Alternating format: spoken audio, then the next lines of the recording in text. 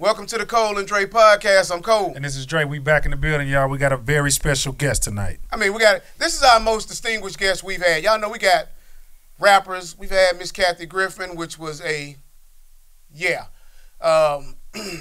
think you're probably the most intellectual guest we've had, that we're going to have a real good intellectual conversation, man. Here's a person I just said, I'm still in the midst of introducing him, because I was saying off air that there's a difference in being interested and committed. And his activism over the past 10, 15 years has been a true commitment. And, you know, I'm real big on a person's body of work. And so when you go back and research someone, do you see their body of work? And welcome to the show, Brother Deric Muhammad, man, because I see your body of work, man. Man, it's an honor and a pleasure to be here on the Cole and Dre show. Thank you for having me, my brothers. I feel right at home. Good, you're supposed to, man. Yeah, this is home. We're going to get to it, though. So let me tell y'all before we get to it, man, they was trying to get the light straight for me. Got to tell y'all this, and they was saying, you know, how dark I am.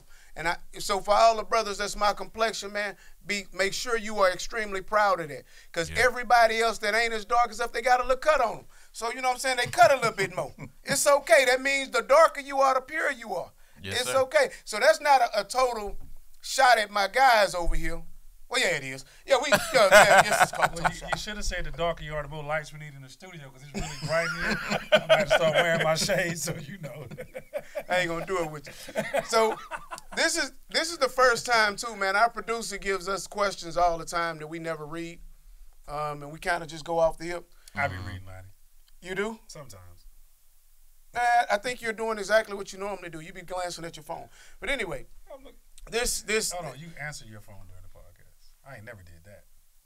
Well, it depends on what's going on. That's fair, but I'm saying so. This is our fun part, right? This is our entertaining part. Mm-hmm. This is our real money part over here. So you know we got this pays get for to the everything. money. Yeah, we ain't figured out how to monetize this just yet, bro. But so we working on it. Lonnie had, like, I think we always ask people, like, what got you, what started you into this or that. And this simple question: can you tell me about your background and what led you to become an activist advocating for social justice? Well, let me first say, again, thank you for allowing me to be here on the Cole and Dre show. It's an honor, a privilege, and a pleasure to be here. I'm a native Houstonian. I grew up on the north side, raised in 5th Ward and in the Homestead area. Went to Nat Q Henderson, graduated from Forest Brook High School. So I'm a north sider by blood. My grandmother was a political activist. So as a child, she used to take me to different rallies, and we'd be, distributing leaflets and supporting different politicians and things of that nature. It's something that I vaguely remember as a child. So I believe that my inclination toward activism sort of came from her. But I can also say, as a young one, I never liked to see people being picked on. I never liked bullies. I remember in 5th grade, one of my classmates, 10 years old, had a fight with a grown man. A grown man was picking on him, at least. And I remember stepping in front of him trying to fight the grown man. I just always have hated bullies. And I hated people who had any kind of leverage of power over others, abusing that power. I can't say where that came from. It's just something that God put in me. So, as I grew, I started to learn the different racial dynamics and how our people have been oppressed for over 400 plus years. So I was always looking for my space and my place and my home. If you ever see the movie, what's the movie? Minister Society? Is it Minister Society? Mm-hmm. Yeah. You remember the brother? What was his name? The Muslim brother. The Muslim brother. Sharif. Remember Sharif? Yeah. He used to stand at the cooler and guard the cooler and tell everybody, "Hey, listen, man, you don't need to drink what's in this cooler. Don't put this poison in your body." That was me. I was Sharif, right? Okay. But it wasn't until I joined the Nation of Islam that I linked up with like-minded brothers. It wasn't until I heard the voice of the Honorable Minister Louis Farrakhan, and it was the minister's example primarily that taught me how to fight for my people. So I've always had it in my mind and in my heart and in my spirit to want to fight for black people. I just did not know how. And it was the Nation of Islam and the studies of the teachings of the most honorable Elijah Muhammad that taught me and is still teaching me how to fight for my people. Okay. That's extremely defined. Right. I think one of the things Dre and I met in the feds, right? So we were in federal prison together, and we happened to know a lot of the same people, and I just was blown away that I didn't know him, because we knew everybody, and everybody we knew each other. Right. But where I'm going with this, so we were in the feds, and one of the white guys that I talk to often, he said, "Hey, I got my ancestry back, and it says I'm .002 African, so I want to come in the black TV room now." So I said, "I don't know." I said, "We're going to have to talk to the brothers about that, man. I don't know how they're going to view it."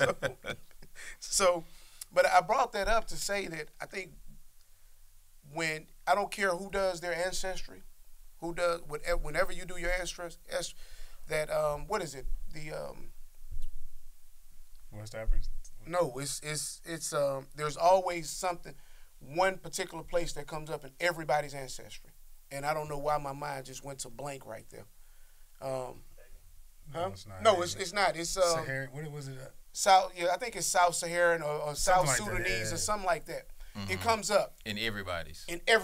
Right. It's unescapable. Yeah. So this is, and this is the craziest part, because there's nobody that will get their DNA ran that doesn't have some form of African descent. I don't care if it's .00000.1. Everybody has it. But yet and still, so many people run away from it, even our own people. So I brought that about because I'm just curious that I want to know, in your opinion, and through your teachings, where does this self-hate come from? I have my own idea, but I'd like to know, where yours. What does this self-hate? That was a good question, man. That was a really good question. It's a very good question. And let me first say that it is fitting that everybody have some level of quote-unquote Africa in their DNA, because even those who are not us come from us. The black man is the original man, the maker, the owner, the cream of the planet Earth, God of the universe. So black people come from black people, obviously. White people come from black people. Yellow people come from black people. Red people come from black people. Our brown brothers and sisters, everything comes from black, because black is the essence of the universe. It's the beginning and the end. It's where all things begin. So it's not surprising that you would find some space in the Holy Land in everybody's ancestry, because they all come from us. But to answer your question, where does this self-hatred come from? First of all, know that self-hatred is not natural. That self-hatred has been programmed in us by way of the philosophy of white supremacy.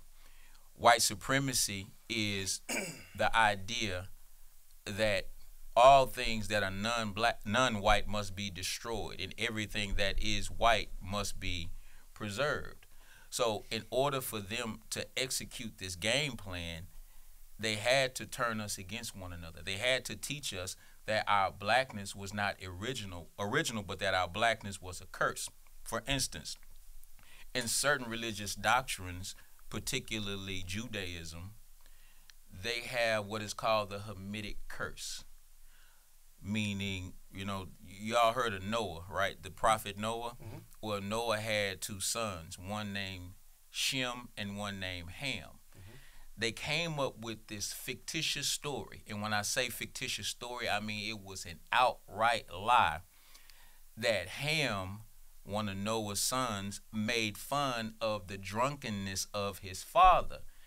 And because he made fun of the drunkenness of his father, he was cursed to be hewers of wood and drawers of water for the rest of his life, meaning he gonna be a slave, and everything that came from Ham becomes a slave. So they put out this lie that black people were the descendants of Ham, as if though we are cursed. So for thousands of years, we have been tricked and deceived into believing that our blackness was a curse, when in essence our blackness is actually, not only is it a blessing, it is magical. You understand what I'm saying? It's what it is. And through religious teaching, they taught us to hate ourselves. Through scientific teaching, they taught us to hate ourselves. Damn, even when you look at the jelly beans that they give you on Easter, you pick through the jelly bean. Even the black jelly bean is the one that tastes the nastiest. That's crazy. You Wow. know, you wear white to a wedding, but you wear black to a funeral. So through these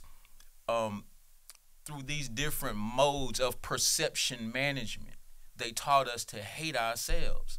And if you don't know yourself, then you can't love yourself. That's another thing they did, brother. That's big. Brother Cole. They stripped us of our history.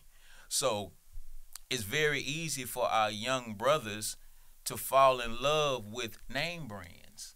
Why? Because they themselves feel that they don't have an identity. So they're always looking for one. You know, they send these scouts into our hood and they steal our young people's ideas, take them to Hollywood or to Europe or whatever, repackage them, and then they sell us back our own culture. They sell us back our own ideas. But it's very easy for us to fall for these tricks because we've been taught self-hatred and self-destruction for so long. But we live in a time, my dear brother, where our people are ready to know more, they're ready to do better, and they're ready to learn who and whose they are. And that's our job. Our job is to make certain that we get the truth to our people, and in doing so, we can correct our condition. That's powerful. That's extremely That's powerful. I discovered, and I've said this on our podcast on several occasions, I never knew why. I always said, you know, why do they hate us so much, right? Mm-hmm. Why do they paint us in such light? You know, why does the media, why does whites, Hispanics, Asians, why are we demonized so? Mm-hmm. And, you know, it's something that it really bothered me for quite some time. And a good friend of mine, my boy Buck out of Chicago, he had, I shouldn't have said his name, but okay. But yeah, this is a true story though, and I've said it several times. He had a baby with a white girl, and their child had a baby with another black man. So his grandchildren now are also black, and they were all in a picture with her with his ex-wife's parents, who were 100% white, and they did not exist in a generation. And I realized at that moment we're the only species that can eradicate an entire country, an entire race. Yes. And I felt like that's why. And when I looked at the picture, it was just mind blowing to me. Like, and he asked me, "What you looking at?" And I'm like, Yeah. "You don't see this?" Yeah. And he was like, "What?" I said, "They are truly white. They don't exist no more." And I think everybody wants to see themselves. You know, everybody wants to see their seed live on. And when you put a black man in there, we kill those seeds. We will turn those seeds directly into us. And I think that's a big reason why we're hated. Yeah. You're right on target, my dear brother. I think that is a primary reason why we are hated. You know, even though when you look at health statistics, black people are at the very bottom. When you look at the wealth gap in this country, nobody's suffering like black people. It's been that way for 460 plus years. We suffer in every single category. But a few years back, the New York Times, they did an article, and they said that in 48 out of the 50 states in America, more white people are dying than are being born, right? Peep the demographics. But even under the oppression, the relentless oppression that black and brown people have been under, we still are continuing to procreate. There's a scripture in the Bible where God is talking to a people that he was displeased with. And one of the punishments was that he said he would cut off the fruit of their womb. So when you hear Donald Trump say things like, we want to make America great again, we want to take our country back, demographers say that by the year 2053, America will no longer be a majority white country. So even though we don't have the money yet, even though we don't have the political power yet, even though we don't own the land, which we should, even though the dollar only circulates 6 hours in our community, even though we're in this wretched condition, we are still continuing to populate this country and the planet Earth in general at a rate to where if we sit back long enough, we will breed ourselves into power. So that's deep. So they are jealous, envious, because they know scientifically that black is dominant and white is recessive. So it doesn't matter how many white boys Serena Williams goes and marries. The baby go end up black if they reproduce. So we have a question and answer in the Nation of Islam. The question is, how old is the black nation? And the answer is, the black nation has no birth record. It has no beginning or ending. So it does not matter how far back you study, you're going to see black people. And the reality is, no matter how far you think you can see in the future, you're going to see black people. The question is, will you see white people? And white people know that their time on this earth, their days are numbered. And that in and of itself is enough for them to not only be envious and jealous of us, that in and of itself has been enough for them to create a global program of genocide against us, because they are envious and jealous of God's favor on black people. That's big. What you think about that, Dre? I mean, I'm just taking it all in because, like I said, I've heard some of these things before. I've actually studied some of these things before. But, I always say, we always identify the problem. Like, I know you're doing this work. Like, what are some of the solutions that you've identified for yourself, like some of the work you're doing? I think the major piece when it comes to waking our people up is to get our people to know who they are, and when you know who you are, it builds your self-esteem. I have a saying, it says that knowledge of self produces love for self. Love for self produces respect for self. Respect for self produces respect for life. And respect for life produces respect for time. Why are we in the condition that we're in today? It boils down to the way that we spend our time. You understand what I'm saying? But it starts with what's in your head, because what's in your head always dictates what you do with your hands. So if you go and you meet a brother, you greet a brother, and he said, "What's up, my nigga?" This is a colloquial term that we've been using all our lives. As a matter of fact, where I grew up, the highest compliment that you could pay another person was to be called a real nigga. That's how it was in the hood. Mm-hmm. But when I call you that, when I greet you, what I'm doing is I'm setting an expectation for your behavior. If I call you nigga, then it's okay for you to act like one. But when I greet you, man, what's up, king? Or as we say in the Nation of Islam, peace to the God. What's up, God? Now I'm setting an expectation for a behavior that exists at a higher level. Now we can do business as kings and gods, but we can't do business as niggas, because that's what they call it's nigga business, right? We can't do nigga business is getting us nowhere. Oh, man. Yeah, but to answer your question, Dre, our young brothers and sisters, and some of us who are older as well, we have to be taught the knowledge of self. once we are taught the knowledge of ourselves, it's almost like we get put on autopilot. Elijah Muhammad said this. He said, the black man is righteous by nature, but he's unrighteous by circumstance. Righteous by nature, but unrighteous by circumstance. When you see the youngster robbing the convenience store, that's not his nature. It's his those are his circumstances. The bank robber, that's not his nature. Those are his circumstances. The dope dealer, the one that's using the dope. This is circumstantial. This is not who you really are.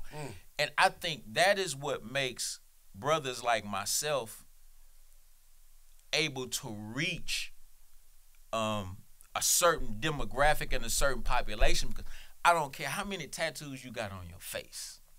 I don't care how big the pistol is that you carry. I don't care. I know underneath all of that who you are. You know, you are the cure for cancer underneath all of that. You are the cure to close the wealth gap between blacks and whites. You are the builder of the next Black Wall Street underneath all of that. But if we could just penetrate the veneer, because it ain't nothing but a facade that they putting up. It's a shield. That's all it is. But it's also a test. Right.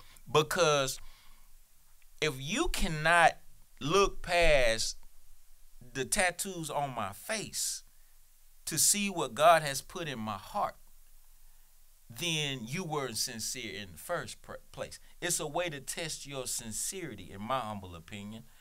You know, but the biggest obstacle, in my opinion, bro, is these youngsters, they don't have no identity. And they're constantly searching for something that's going to give them respect out here in these streets. And I'm going to say this and I'm going to shut up. No, don't shut up. We need to hear this. Yes, sir. I need this. Please don't.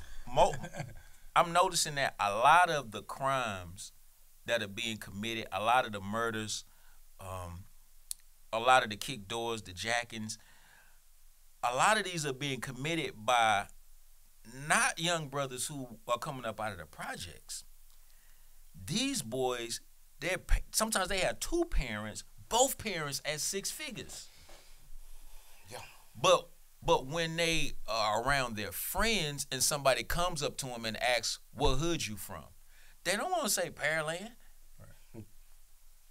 That's not lit. That ain't, that's not cool. I feel you. I'm with you. I'm from Humble. No. I had to tell my son, listen, don't ever tell nobody you from Fifth Ward. You are not. Right. Don't do that's that. That's exactly what they do. They claim the hood that they daddy hustled in. Right. They claim the hood that their mama came, because their grandmother probably still lived there. But some of them actually are ashamed that their parents made it out. I promise you. Wow. Because that ain't keeping it real to some of them. Yeah. I can dig it. Yeah. So that's crazy. Yeah, I know. It's real life. But you know, but you know what it is. A lot of it is that they become so fascinated with the lives of some of their favorite rappers. Absolutely. That if my life don't look exactly like Lil Baby's, there's something wrong with my life. You understand what I'm saying? I'm seeing it a lot, bro. Youngsters on Instagram lean back, a money phone in each hand, AR-15 strapped across his lap, leaning back in the bathroom on the sink. But you don't know that he in a 5,000 square foot house. His mama got bread. Why are you doing this? Man, I was talking to a sister just last week who lost her son. And that's what she kept saying, Brother Deric, my son didn't have to do none of that. And so we have to find a way to get to these youngsters to let them know that you don't have to go down a dark path and then get yourself together in order to be respected. You brothers went to federal prison. Now you out. You doing business. you making a life for yourselves, and you gaining steam and picking up power, people are gonna respect y'all because you survived what you've been through. Absolutely. We gotta let these brothers know you don't have to go there Right. in order to be respected. Make your straight A's. Oh man, You know, that bothers me a lot. It's like cool is not being smart is not cool to these Yeah, it bothers me because it's like you get so much more respect for going to prison than even college, and that bothers me because I'm like, do you understand? Yo, OG, man, you did that bid, you ain't tell, you did that. I'm like, listen, man, I got caught. I was doing something wrong. That makes me not as smart. Right. That's the way I'm looking at it. That means I made some mistakes that shouldn't have been made. You don't have to go to prison to get respect. And if you feel that way, you're hanging with the wrong people. But I still think, like he said, it comes from the program and the circumstances we've been put in. Like, you know, in the neighborhood, like, you know, spending money is cool. Like, you know, spending your last to look cool is cool. We want to look rich instead of be rich. Like, you know what I'm saying? A lot of people don't know nothing about a budget. A lot of people don't know how to manage money. A lot of people don't know about credit. It's like we're running this rat race against ourselves. We competing against ourselves, against each other for show. And nothing's coming out of it.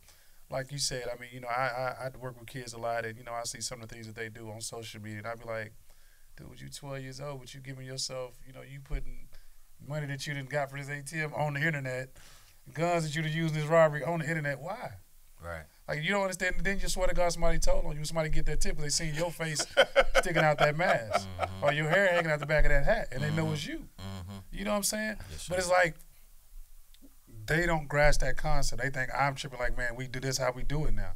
What you mean? Who y'all doing it for now? To go to jail? Right. And it's a hard conversation to have because it's, you know, doing this work is necessary, but sometimes it gets frustrating because it's like, how come you don't see this, bro? Right. If I see it, and I'm telling you, I've been down this road, and I'm telling you, they got all the tricks, they got all the gadgets, they got all the listening devices, they got all the guns. You can't beat them. Right. You putting it out there for yourself to get caught. You know what's crazy about that, Trey? Because you'll be seeing these pictures in court one day, if you go there. And this is the crazy part, what they don't understand, these kids don't understand. And I think even adults don't. Once it's on social media, once you digitize something, it's there It never forever. goes Right. And you're gonna be judged on these acts for the rest of your life. Absolutely. But more importantly, I think where they're really lost on it at is you're doing all of these things I lost my train of thought right there. To tell on yourself basically for reasons that first of all you don't have to do. First of all, you have no business putting money up. Now you're inviting trouble. Right. You got an AR. You inviting an AR. You got an AK. You inviting an AK. Because he gonna feel like he need that to come get that money. If you got the new rules, you invite new rules. So we don't understand how powerful the words that come out of our mouth are. We don't understand the power in the tongue. We don't understand the power in perception is reality, because if I got my money phone and I got my AK or my AR on my lap, that's what I'm inviting. When I come up and say I got Brother Muhammad's new rules, let's read it together, brother. I'm inviting a total different piece of energy in my life. Well, that goes back to what he said when he's with the greeting, with the "What's up, my nigga? What's up, God? What up, King?" That's a whole different energy that you bring into the table. So, you know, I can't approach somebody like, "What up, my nigga?" and expect to get something done. I never heard that. I never heard it like that. But it makes a lot of sense, though. And my mother hates the word nigga. She hates me to say it, you know, and I've gotten a little bit better on it. But I've never heard it presented the way you just said it. Facts. And I'm very big on conditioning and programming. You know, that's a book I've been working on for almost 2 years now, The Power of Conditioning, and how we condition ourselves and how society conditions us to believe certain things, how our parents, our neighborhood, our circumstances, our experiences, all these things are consistently conditioning us.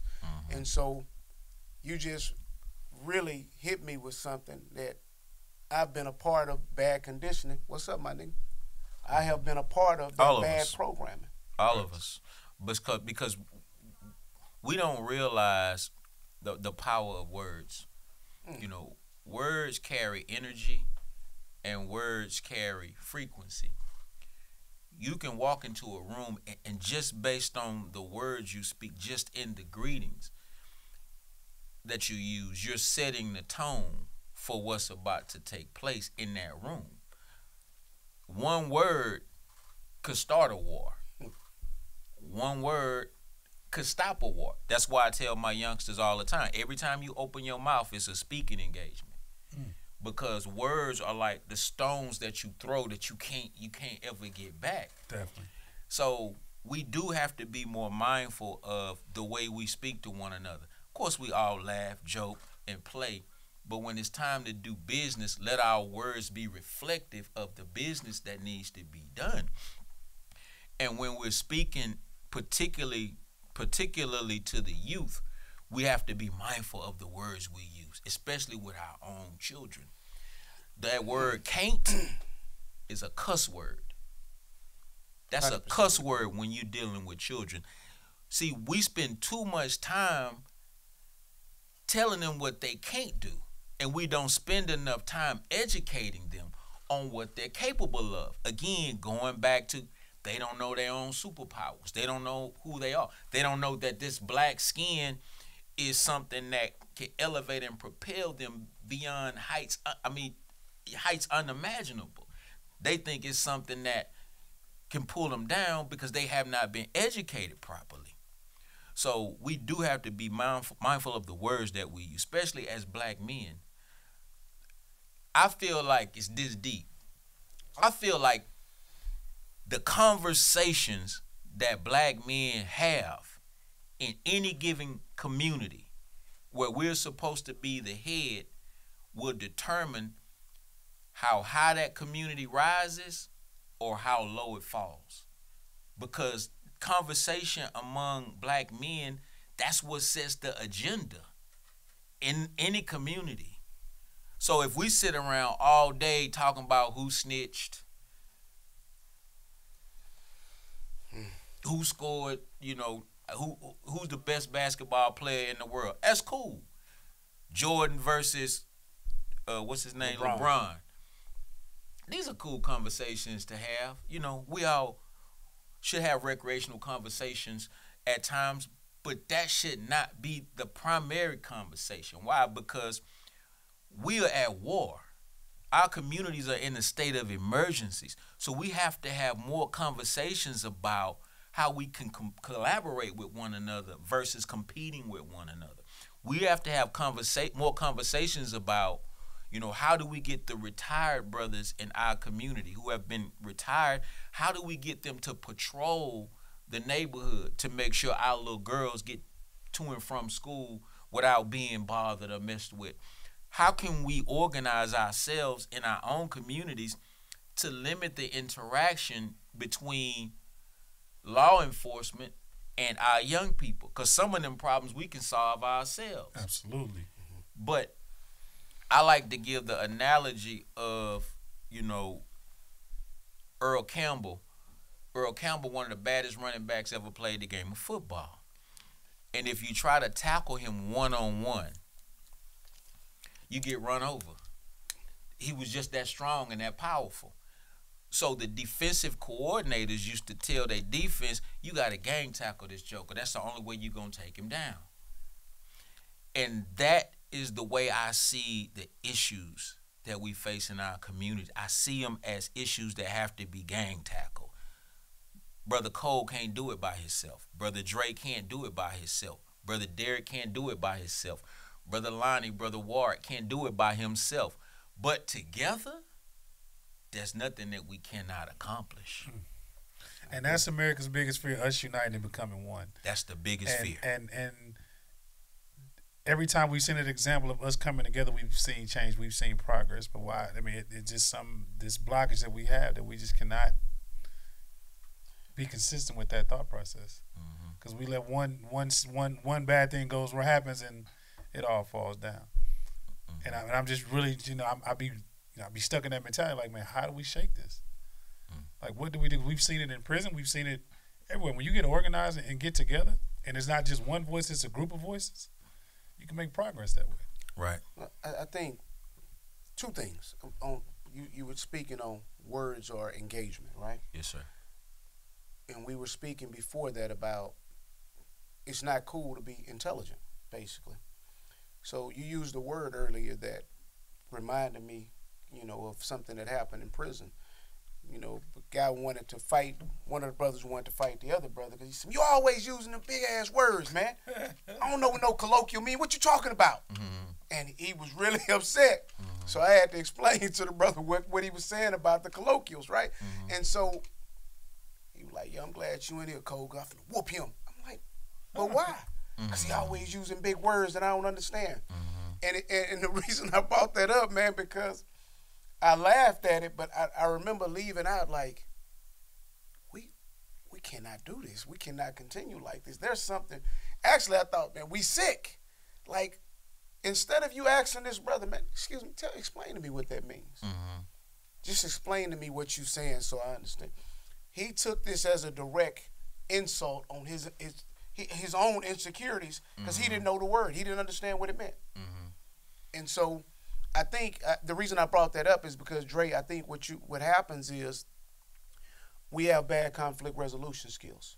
And we have to get better conflict resolution skills because what happens is we can be on one accord, but once a conflict arises, then it separates. Well, we there's no true conflict resolution. I'm hard line on my way, this side is hard line on their way. That's what it is. That's it. And if we don't get past that to be able to develop better conflict resolution skills, especially obviously with the older black men like ourselves, but with the youngsters, everything can't be settled with an AR or AK or a 9. No facts. We have to be able to intellectually have a conversation that resolves conflict versus escalates violence. So I think that's one of the biggest deals in what you're saying there. Oh, facts. And I'm just curious, like, what as a whole, as a black community, what do we want as a black community to be on one agenda? What is our black agenda? Because that's something I'm just curious about.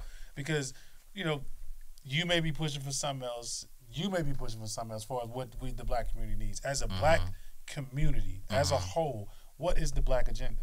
I mean, very good. That's a very good question. What is the black agenda? Or what should be the black agenda? How about that? Exactly, because we don't have a black agenda collectively, right? Which is part of the problem. For instance, when you look at politics, most black people are Democrats versus Republicans. Those people foolishly believe that the Democratic agenda and the black agenda are synonymous, meaning that they are the same. That's not facts. Exactly. So I believe that the black agenda has to be based on, number one, independence. In everything that we do, we should strive to be independent as a people, which means that we supply our own needs. We spend our money with our own. We circulate the dollar.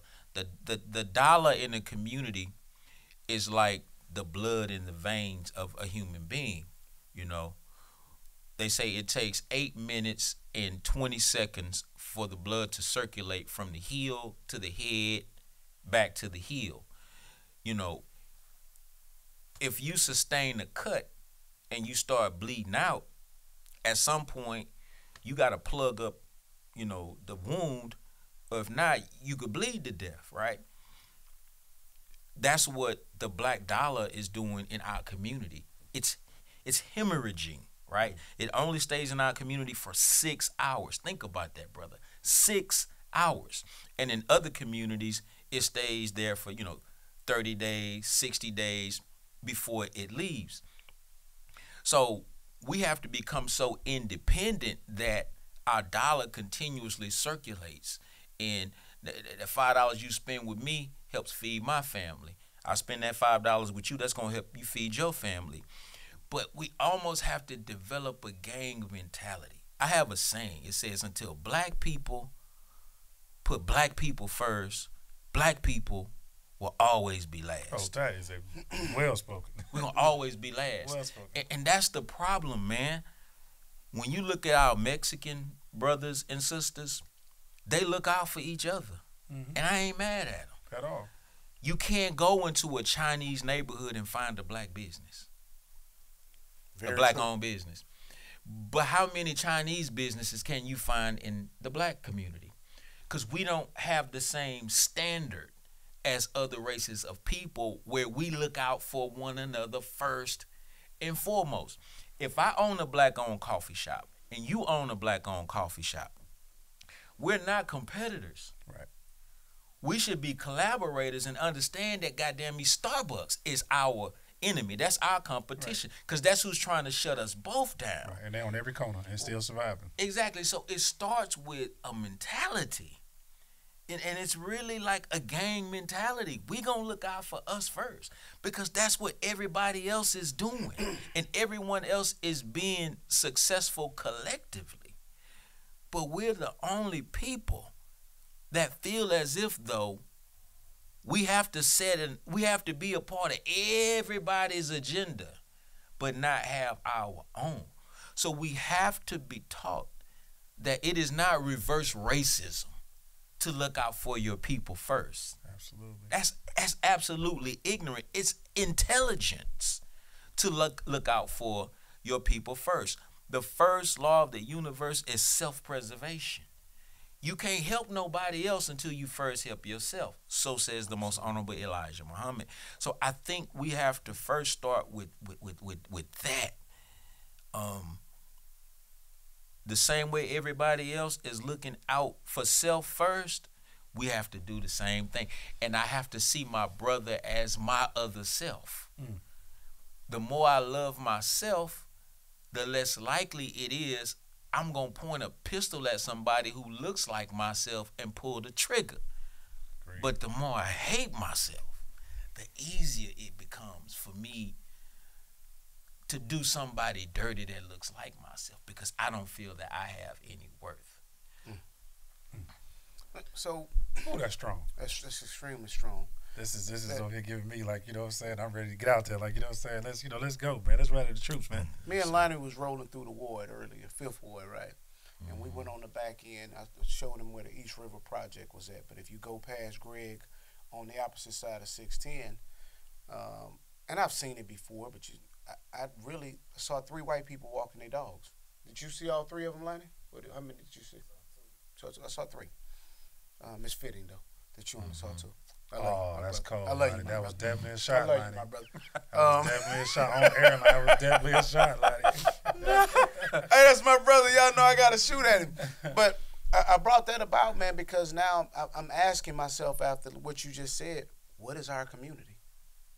What is our community at this point? Because when I look in 3rd Ward right there, you know, we had a bars right there, but when you go right behind Turkey Leg Hut, I see all races of people walking their dogs again. And $1 million homes back there. Right. So Yeah. what is our community at this point? And I tell you something, and this is, my wife was really upset with me, and I did not want to build in 5th Ward. You know, I built several homes, and I didn't want to build there because I felt like I did not want to be a part of the destruction of the community. And I knew that if I'm building here, the people that I know, the people that are from here, they can't afford $300,000 home. They can't afford $400,000 or $500,000. I'm not building for them. There's not programs that are there. They had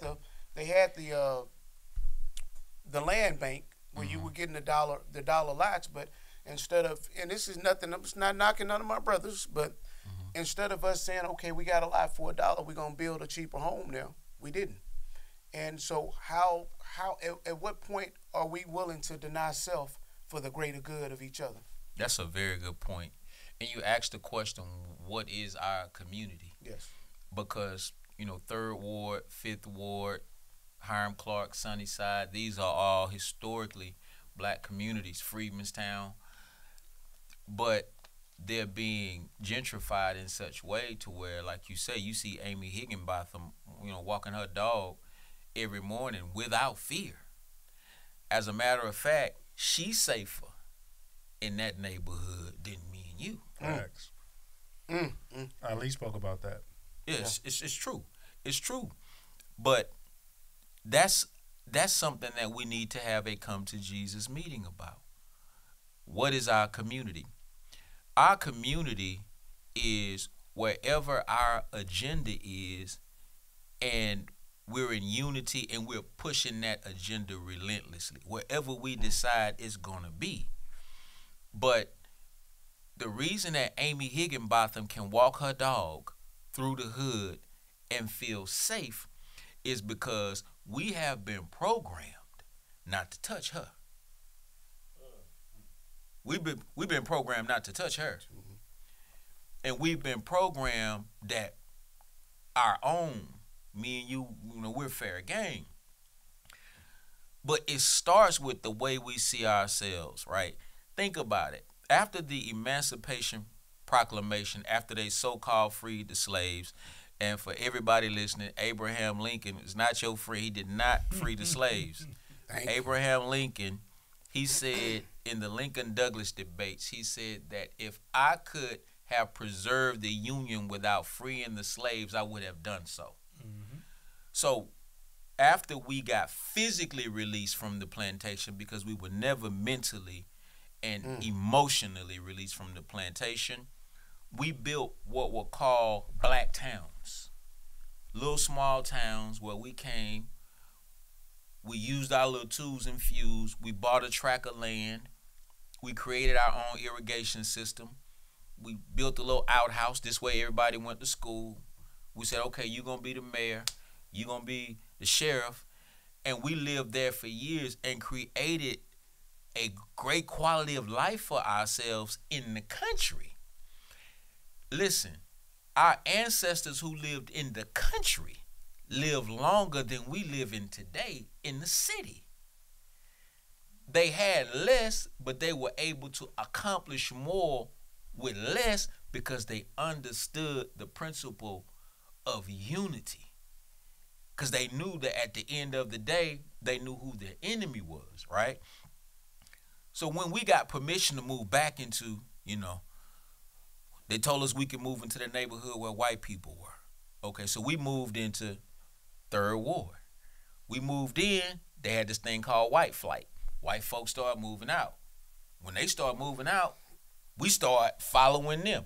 Now, when we moved into these neighborhoods, the quote-unquote property value went down. Now in 2023, while we was telling our children to get out of the hood, white people were telling their children to go take it back. So now that you got white people moving back into the same neighborhoods, I'm talking about this is the same soil, the same dirt, the same concrete, the same streets, all of a sudden the property value has gone up. All the way up.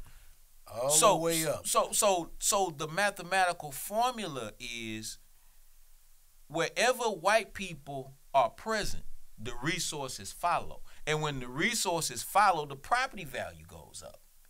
And wherever we are, and the resources are absent, property value go down. So basically, nearness to white people represents value. That's how we've been taught and trained. We have to get beyond that, bro. And we have to determine what is valuable to us. My grandmother, I grew up in my grandmother's house. If I look on the tax rolls, they're going to tell me my grandmother's house is worth, I don't know, $100,000, $120,000. It's over there in Scenic Wood off of Homestead. This is the dollar value. But I grew up there, so goddamn it, it's worth way more than that to me because they have a thing called sentimental value. So we gotta stop judging the value of things by the presence of white people, white money, European names. You understand what I'm saying? And we have to begin to place our own ideas of what's valuable to us and implement that into our lifestyles. But we just been programmed in a way that their presence represents value to us, and that's just not true. Do you think that thought process is the reason why they try to silence some of our black leaders? Because history tells us, like, over time, like, it started with the Black Panthers. I'm sure even before that, like, some of the black gang leaders, they've just locked these people in, threw away the key pretty much. Like, you know what I'm saying? They'll never be heard from again. Why do you think they, even Mr. Farrakhan, like, you know, they don't have him on all platforms. They ban him from this, they ban him from that. Why do you think that it's just a whole sign on 45 says "Help us ban Minister Farrakhan"? Have you seen that? No. Have y'all seen it? I think I've heard about it. I don't think I've seen It's it. on. If you go 45 south, I don't doubt it. there's a sign Right. up there, and it's been there. And I'm like, there's somebody paying for this sign. I know what these signs cost. Right. This sign is probably running them on 45 South right there where it's at, about $30,000 a year.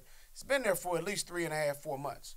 But what I'm saying is, like, but do you see what I'm saying? Like, they always try to silence our black leaders from sending the message. Yeah.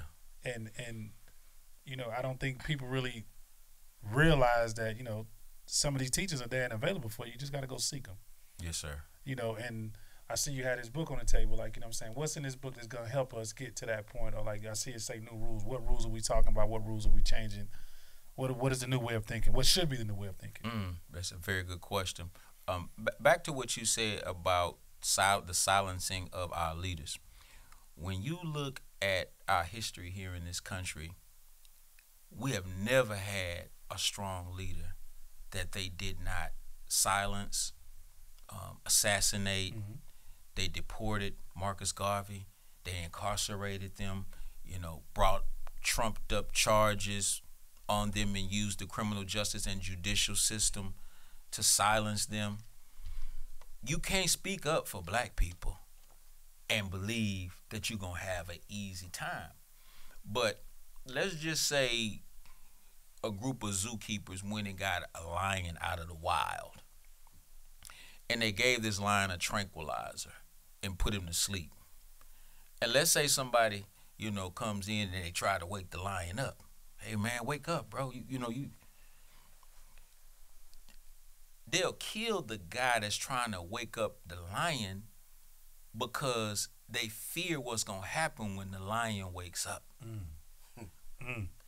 When black people, and really not just black people, when the American people, just the masses of the people, when they realize to what degree they have been lied to and deceived by their government and by their religious leaders and by everybody else who has been given charge over their lives, it's going to create an explosion in this country unlike that has never seen. So they have to always attack the truth bearer.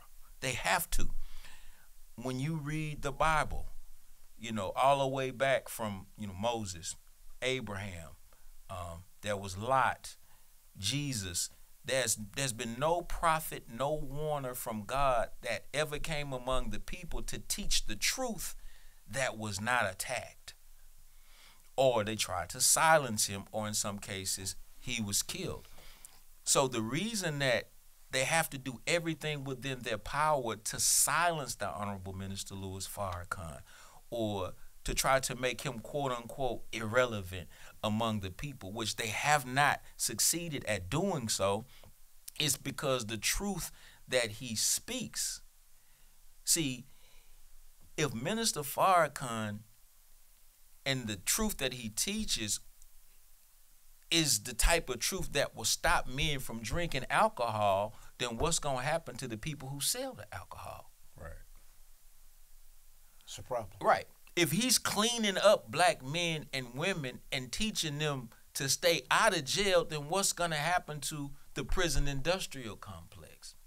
So in order for their world to survive, because the world is built on falsehood, if I took a deck of cards and built a house right here in front of you, I mean, it might look like a house from the Hollywood Hills when you look at the image of it, but it's still a deck of cards.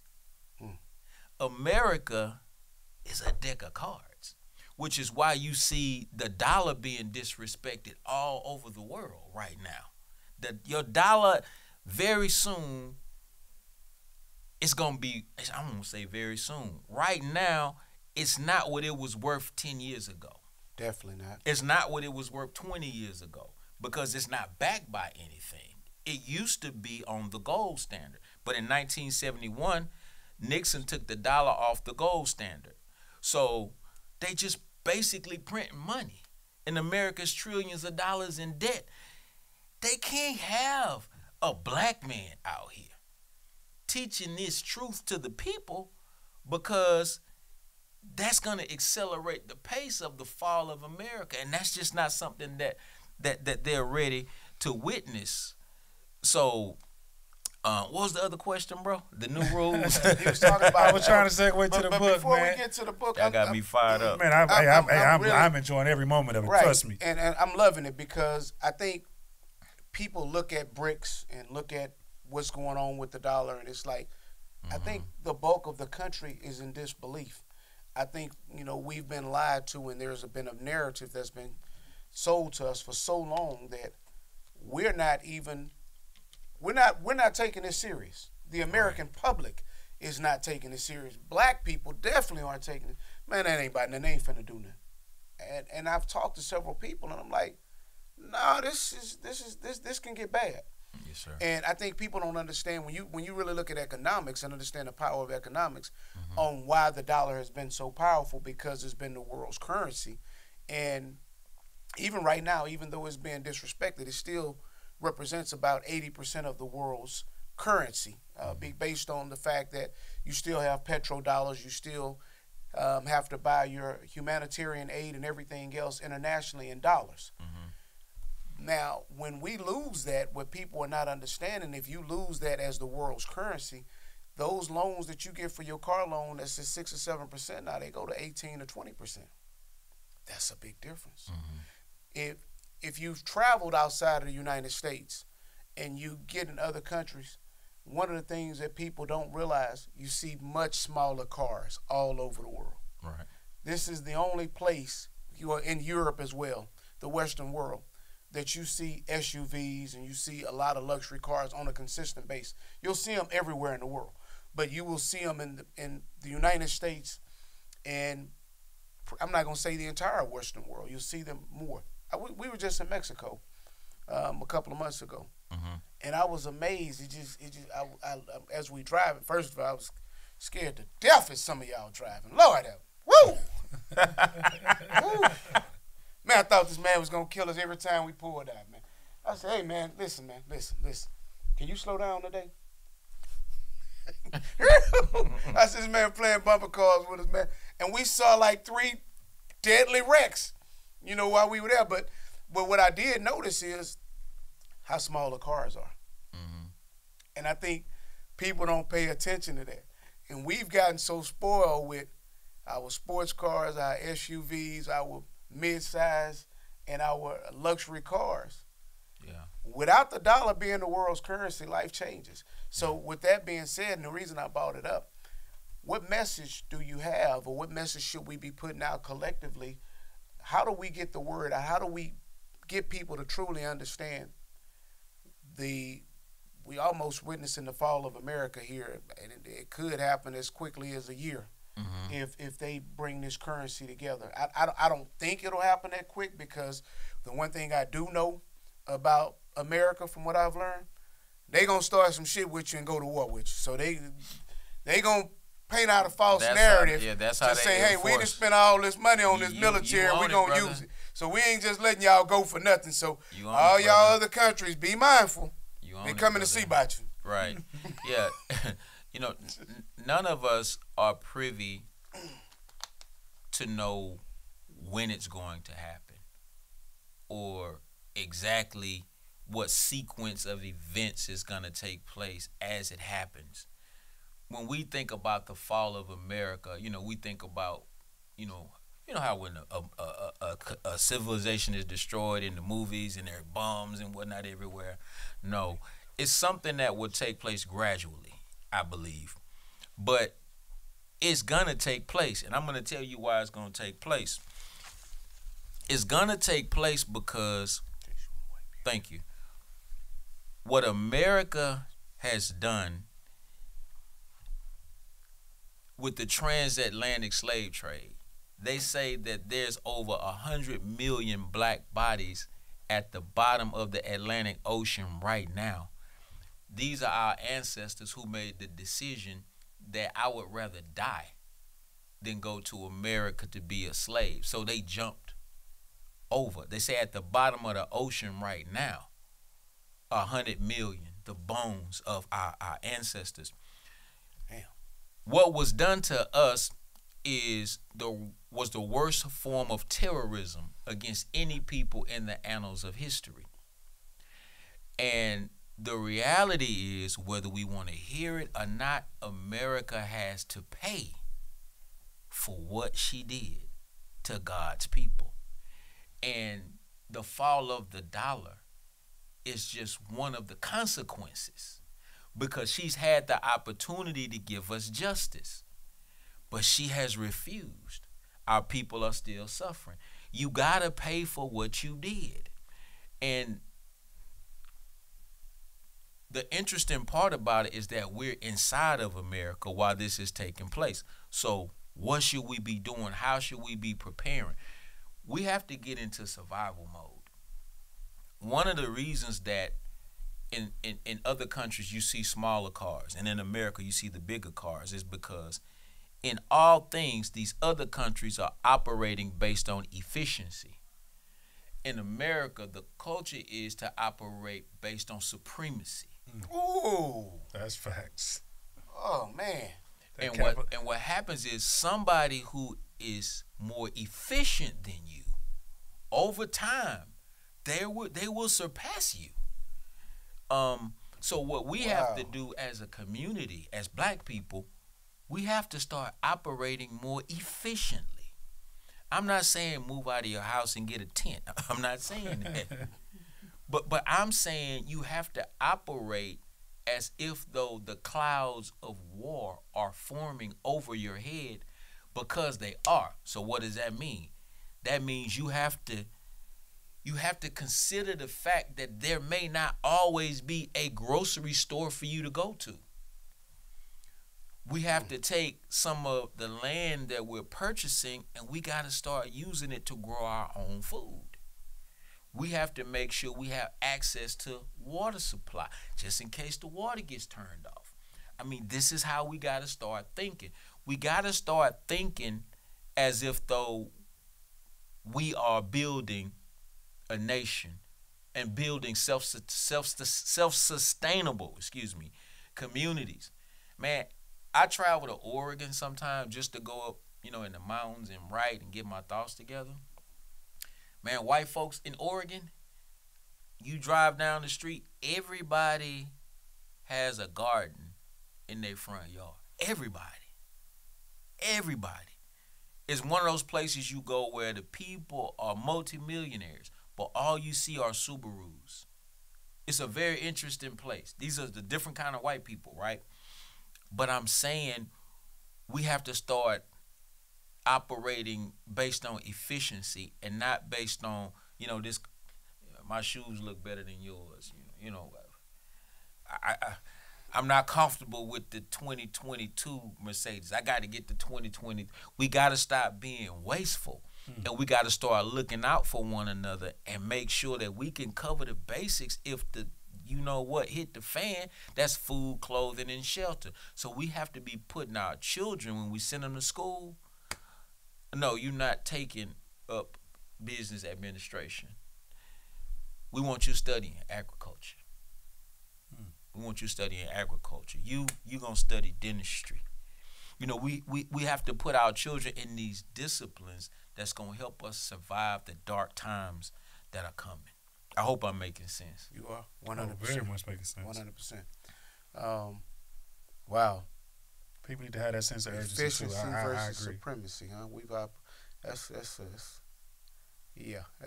a deep one, Dre. Yeah, every dollar is like a seed nowadays, because the actual dollar is only worth so much. The dollar is still worth something. I heard Minister Farrakhan say, this little piece of paper is still worth something. And while it's still worth something, we need to get your paper, my paper, let's put it together and let's invest in land, which is something that's worth more than the paper. You understand? Ain't making no more land. They ain't making no more. They ain't making no more of that. we can have this conversation all night. So let's keep moving along. Let's talk about your book, New Rules. Yes, sir. And then I want to talk about your Black Male Summit. And I think was it on the Black Male Summit? Is that the summit where you're going to talk about Black fatherhood at? Yes, sir. Right. Okay. We'll start with New Rules then. Yeah. Okay. The book New Rules is like my love letter to my people.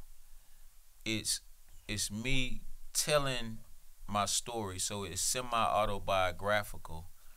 So I give you some of my life experiences that give you an indication of why my perspective is this way. So some of the new rules, like the first chapter deals with, the hood.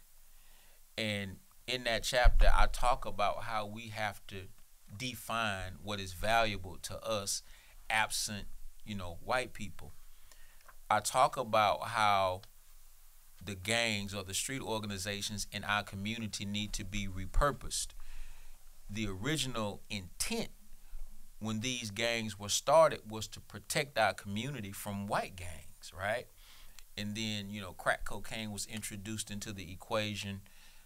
It got real political. Next thing you know, we turned on one another. And to this day, we still have a problem with gang warfare, right? Intra-community gang warfare.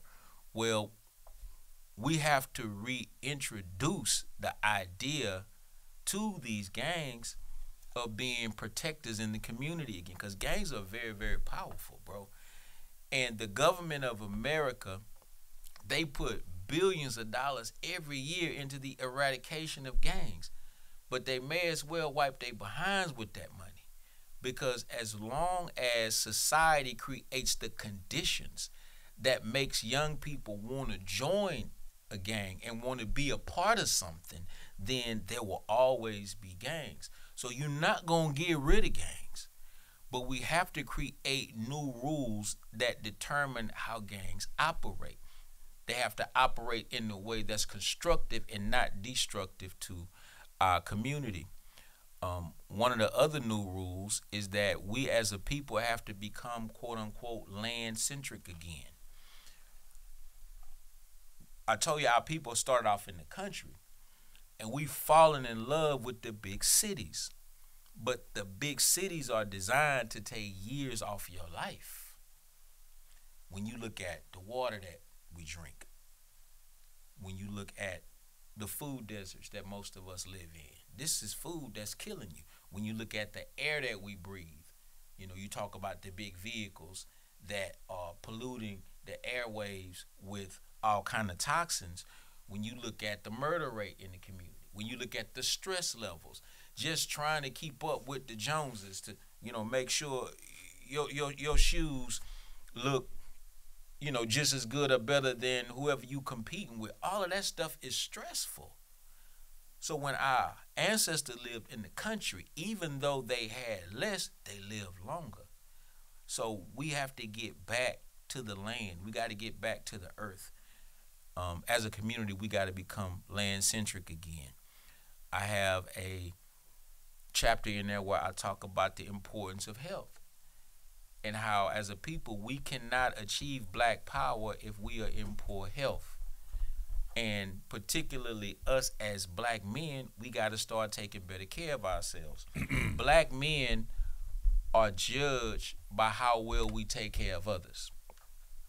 We're not judged by how well we take care of ourselves. But if you take care of everybody but your damn self, then, we'll be going to your funeral. And we'll be saying, what happened to Brother Deric? He was taking care of everybody except himself. And we're suffering because of that mentality. So the book is filled with different, rules that I call new rules. And it's not that the rules are new. They just have not been executed and implemented. Gotcha. Yes, so, sir. Dre, if you look in chapter 2 here, Dre, come on, we're going to act like we're in church with a Bible. So I need you to turn. This kind of been, this has been a good lecture. Turn to the table of contents and go to chapter 2, because this is very interesting.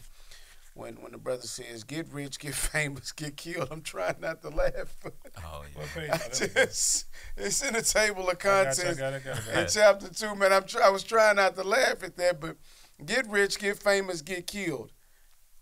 Give us a little excerpt of that. Well, that was me venting my frustration about how so many young rappers are being murdered. Here it is, you got a young brother who has a talent to put words together. He's got a gift of music. He's got charisma. You know, he got the look. He's got the marketing sagacity and whatnot. So he becomes a rapper. Next thing you know, he becomes a millionaire. I give you an example. Brother out of Dallas by the name of Mo3. When I tell you this young brother was talented, sing, write, rap, and you know he just had that star power. I woke up one morning and I saw a news report that he had gotten killed on the highway in Dallas. So I asked myself the question, how is it that this brother could pull himself up by his bootstraps with his talent and become a successful and influential musician, but you still end up dead on the side of the same road that you probably would have ended up dead on the side of that road had you not become famous or become rich. I'm talking about in what other culture do you have this many, millionaires dead on the side of the road? So that was my motive for writing that article: get rich, get famous, get killed, because that seemed like that's what the formula was for a minute, and it's still taking place. Definitely still taking place. It's still taking place. Let's talk. Let's move on to, not we're talking chapter 3 is economics, but social media. I think social media has been a gift and a curse. It's been a gift and a curse. Yes, sir. One of the, I think it's more of a curse to me personally than it is a gift, because we were talking about having a family reunion, and they said, well, we see each other all the time on Facebook and everything else, and that kills the actual interaction of us, sharing brotherly love and sisterly love together. So, and also I think social media, what people don't realize, and I learned this a while ago, probably in 02 or so, 03 maybe, I say 03. When we think, they'll say, well, they've taken all of the racism out of lending and out of these things, right? And I noticed when I was running, it was so much easier back then, but I would start corporations, put business credit there, and I would get business. When I had a 77026 address, American Express gave me a card. It's probably 10,000, 8,000. When I used that Memorial and River Oaks address, the exact same file, built out identically, because I was doing the exact same thing. Wow. I'm getting 25,000, 30,000. Wow. And everything is identical except the zip code. And I knew at that point that this is systemic racism. This is programmed racism. And they will say, well, no, that's not the case. But the reality of it is that there's somebody writing the algorithm. Right. So if you have somebody writing this algorithm for me to participate in online, then they can still be programming my thoughts. And the reason why I'm going to social media with that is because they give you feeds based on what they say you like. So they're able to consistently program you with foolishness over and over again. If you like guns, or if you like gangs, you start to get more and more of these things on your feed. So these are the things, as you said, our words have power, our eyes have power if we continue to look at all of this foolishness. So I'm not speaking for you, but I want to know, what do you think about the gift and the curse of social media? I believe that it's just that. It's a gift and a curse, but it has been more of a curse than a gift because of the way that we've used it. You understand what I'm saying? it goes back to what Dre said when he asked the question, what is our agenda? What's our agenda? If somebody put a hammer in your hand and you know the agenda is to build a house, then you know how to use that hammer. Correct. Social media is just a tool. It's just a hammer. It's in our hands, but because we're not clear, most of us are not clear on our agenda, we use it. Matter of fact, we don't even use it. It uses us. Social media is the biggest dope dealer in our culture. When you consider the fact that attention is the new drug. Attention is the new drug. And we use social media to get attention at all costs, while others are using social media to get money. And that's a waste of the use of social media if you just doing what you're doing to be seen. You know, you're in this race for attention. And I think more than anything else, somebody asked me this question. And what do these young boys need more than anything else? What do our young girls need more than anything else? Like, what's the number one thing that they need? The number one thing that they need and desire more than anything else is time and attention. So I tell families, make your child feel like a celebrity in their own home. Your child should feel famous in their own home. If they don't feel famous in their own home, then they're going to go out in the streets and do whatever they got to do to get the attention that they desire that they're not getting at home. You understand what I'm saying? And when we look at the behavior of some of our young ones in particular, and old heads too, it's just a reflection of the fact that they never got the attention that they needed in the home or in the community or in the church or wherever. But that's basically all I see on social media more than anything else is a bunch of people trying to get attention from a bunch of people that's trying to get attention from a bunch of people that's trying to get attention. And it's just like a cycle. Yeah. If they don't know. So, because this is the crazy part to me about social media, and I have a 16-year-old, man, and he's second time tearing his car up, and he's devastated, right? Mm-hmm. And, you know, and I would be devastated too, though. I understand his devastation, and I mean, I would be, but you have to be held accountable for your actions. Yes, sir. So this is what I'm trying to explain to him, but the problem is, he has social media. So what he does is on a regular basis, 2 or 3 times a week, tells me about how bad he's doing because he found a 16-year-old, a 13-year-old, a 15-year-old. Yeah. So they're making millions. What's wrong with me? Yeah. And I'm like, it's nothing wrong with you. You don't know the circumstances behind it. You don't even know if this is all true. Exactly. A lot of people make millions by telling you they make millions. Exactly. And so you believe it and you buy it. I like the way you put that. They make millions by telling you they make millions. That's right, what they do. I mean, if you go back to the old infomercials, I can't think of the little Chinese guy. He rented the cars, rented the house, yeah. And I'm balling out of control. And everybody bought into his programs. Yeah. And then the other guy, just by selling my tiny ads, he show you his newspaper and a rented Ferrari and a rented house. Before Airbnb and everybody, I want to be him. And so now they send it. Now you really making his dreams come true because he told you this. Exactly. And I think for me, I can't do that. Right. Because I see so many.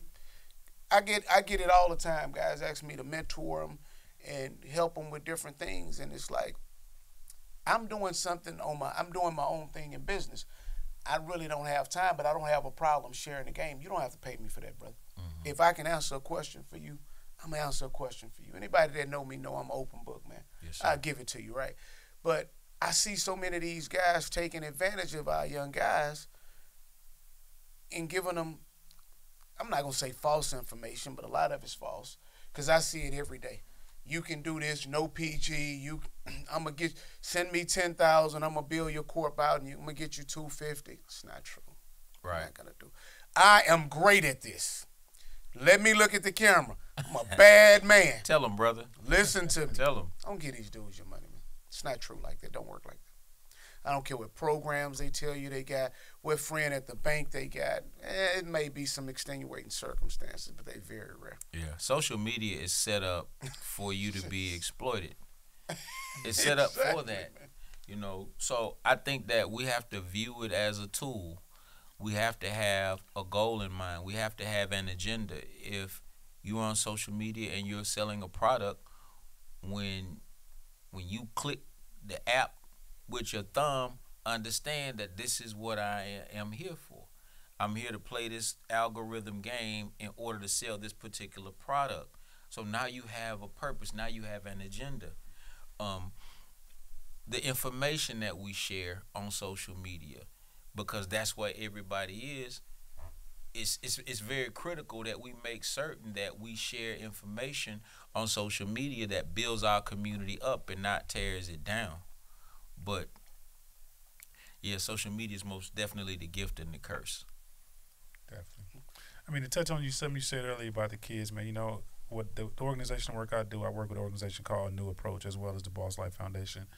Mm-hmm. You know, our thing is giving kids exposure. Mm-hmm. And hopefully exposure can create different opportunities for them, because I think a lot of our kids are just misinformed about certain things. Mm-hmm. Like, for the longest, I thought the military is probably the worst place to go in the world. But, you know, talking to people that's been in the military and some of the benefits from the military that they've gotten, like, you know, the different benefits from when you're done with the military, education, all type of things, whatever. So my job is with the kids I deal with, I try to give them exposure. I try to expose them to all type of things, different places, try to take trips with them to let them see, like, man, you can think bigger than your circumstances. Mm-hmm. This neighborhood is not it.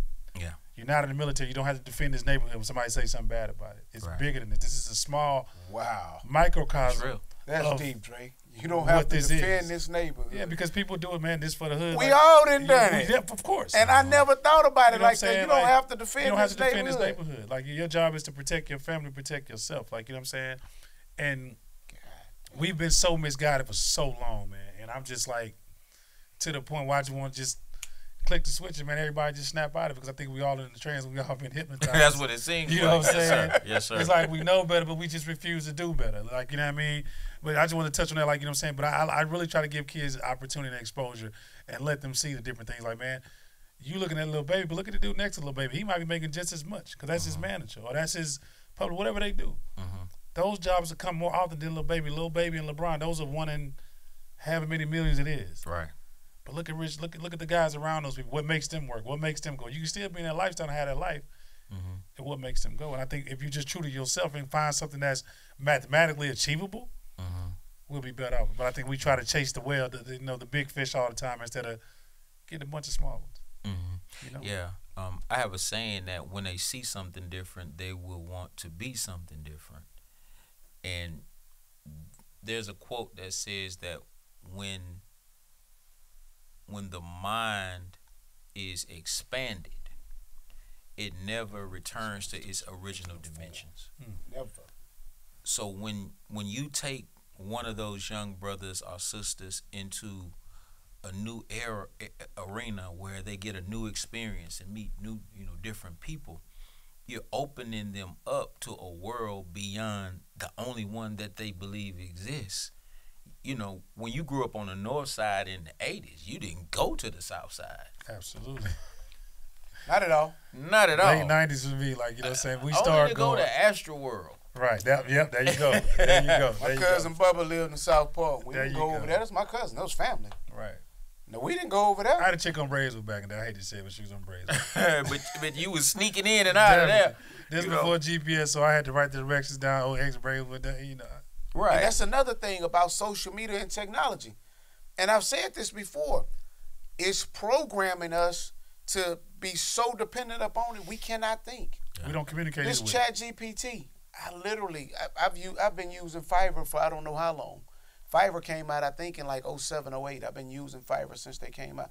Before Fiverr, I think it was called Elance. So Elance went to Fiverr. So I would tell people, this is a good hustle for y'all, man.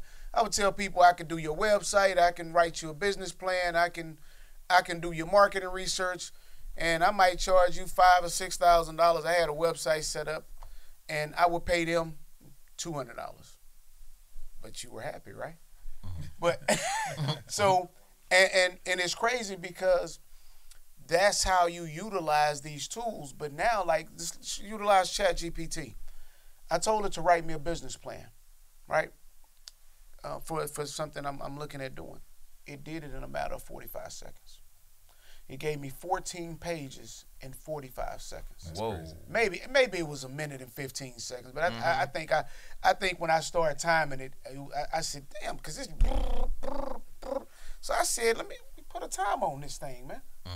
Actually, I did it on my phone, and 45 seconds later, I had 14 pages of a business plan. Wow. How do you compete with that? Wow. But it was based on all the research that's in there, so you don't have to think anymore. Exactly. And you know, brain cells are just like anything else. If you don't use it, you lose it. You lose it. Let's go to this. I'm reading. We're going through your book, man. Has anybody went through your whole book with you? No, sir. This is the first. So we're gonna go to the 10 Commandments of Fatherhood, and I've been kind of in here, and Dre and I have had this conversation. Most of my guys that I know, man, are all good fathers. They're in their kids' life, and the ones that aren't is normally based on some financial reasons. That's probably that they're personally dealing with. And I think so many mothers, these women have been taught if you can't financially support them, then the time with the child is not as valuable. And I think that's extremely unfortunate because you have some guys that may fall on hard times, but those hard times should not say because I'm broke or because I'm not that I'm broke, because I'm financially challenged. That omits me from seeing my son. That's a problem. Agreed. That's a big problem. That's a big problem. As fathers, we have to understand that the greatest gift that you could give to your child is quality time. Now, don't get me wrong. We have something that's called the 4 E's of child support. We don't believe that child support is just about economics, though that is a very important component, right? And we have to provide for our children financially. But the 4 E's are definitely economics, but education. As a father, it is your primary role to be the educator of your own child. You teach your child, and what the school system teaches them, that could be put on top of what you teach them. You don't depend on nobody else to teach your child, but you can't teach what you yourself don't know. So as fathers, we must be in the constant process of the acquisition of knowledge. We should always be trying to learn more and know more, because the more we learn, the more we're able to teach our children. The other E is encouragement. There is no voice that means more to a child than that child's father's voice. I don't care if they're at a football game trying to run a touchdown, gymnastics or whatever. They're gonna hear you. But we have to be vocal in our encouragement of our children. You know, sometimes as dads, we stoic. I ain't gotta say nothing. I ain't gotta tell my child that I love you. I don't have to say that. No, you have to be vocal in your encouragement of your child. And the other E is, what is the other E? I done forgot it. It was 4. Did I do 4? Okay. That's 3. You did 3. Education, economics, encouragement. The other one is in the book. All right, now, Brother Warwick, you over there. You can't sleep on this. No, I should know it. It's my supposed book. to know it. Hold on, let's see. We got it. Okay, it's education, economics, encouragement, empowerment. Empowerment. See, that's why I got the book open, man. I got the book open. E. Empowerment. And empowerment speaks to putting yourself in a position to be able to finance your child's ideas. Our greatest asset in our community is the intellectual property that a lot of times comes from the children that we produce. You sit down and you talk to some of these children, they have some of the most brilliant ideas. But if we don't put ourselves in a position to finance those ideas, then they'll be stolen and they'll become somebody else's intellectual property. And that's what's been happening. But yeah, we have to put ourselves in a position to empower our children. That's tough. Let me tell you why that's so deep. Because my wife and I, we argued all. I won't say we just had this. I told her, listen, we're gonna agree, we disagree, because she thought Donald Trump was so smart. I'm like, really? I said, I'm not gonna knock Trump. I mean, but well, he ended up being the president, and I'm like. You're a real Trumper, huh? No, it's not that I'm a Trumper. I'm just telling you that, his daddy gave him $1 million, but look what he did with it. And I said, well, let's take a look. First of all, his daddy just didn't give him $1 million, which was equivalent today as $14 million. If I give Dre $14 million today, which is equivalent with Donald Trump, but not only do I give him that, I give him my bankers. I give him my lawyers. Yeah, relationships. I give him all of my relationships. I give him my contractors. I give him everything he needs to survive. I'm passing down my legacy with my relationships. It's pretty damn hard for Dre to fail. Yeah. It was pretty difficult. So what you just said is his dad was able to finance his intellectual property, all of his thoughts. You want to follow me in the real estate? That's great, son. Here are my bankers. I'm going to give you this, but he's going to match this $14 million that I'm giving you. They're going to match that by 5 times and give you $70 million because that's what they did for him. He gave him $1 million, but hell, he got the banker to match him $5 million. So now, in this case, you up $70 million. Let's think about that. So now your father, has empowered you to have all of these things. This amount of money. This is Brother Muhammad over here. This is Brother Dre. Brother Wayne, this is Brother Lonnie. All of these guys, this is my banker, this is my attorney right here. This is my insurance guy. This is my politician over here at City Hall that runs everything. Here's the person that's gonna pull all your permits for you. Here's this, here's that. When I give you all that, it's pretty damn hard for you to fail. Right. I'm not knocking the dude, but damn, like if you give me a head start like that, yeah, and even if and when you fail, because he failed many times. Absolutely. Through many bankruptcies. But he understood how to go through bankruptcies. Exactly. But because of those relationships, then he got a second chance, third chance, fourth chance, fifth chance. And it's not that he's smarter than any another black man who may have studied the same discipline as him, but his family, his father put him in an environment where, like you said, it made him difficult for him to fail. Exactly.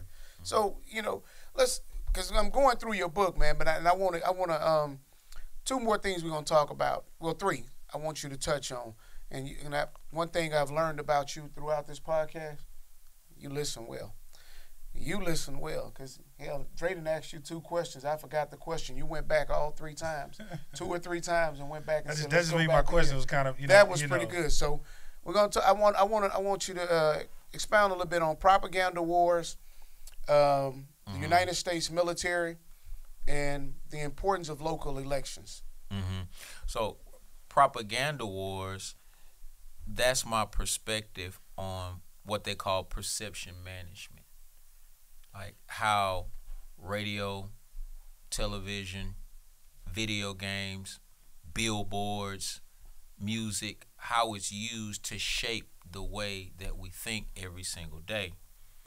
There's a guy by the name of Edward Bernays or something like that. He was called the father of propaganda.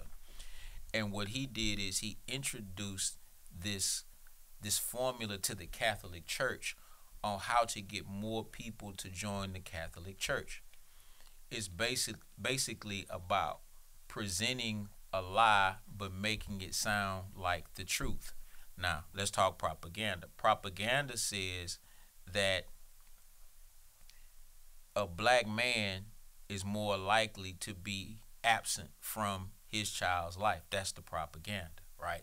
We have a lot of conversations about the absent black father, and it is a problem. But the CDC did a study that said that out of all races of people, black fathers spend more quality time with their children than white fathers, Chinese fathers, brown fathers, any other race of people. You will find a black father with his child on a day-to-day basis more than any other race of people. But the propaganda will have you thinking differently, right?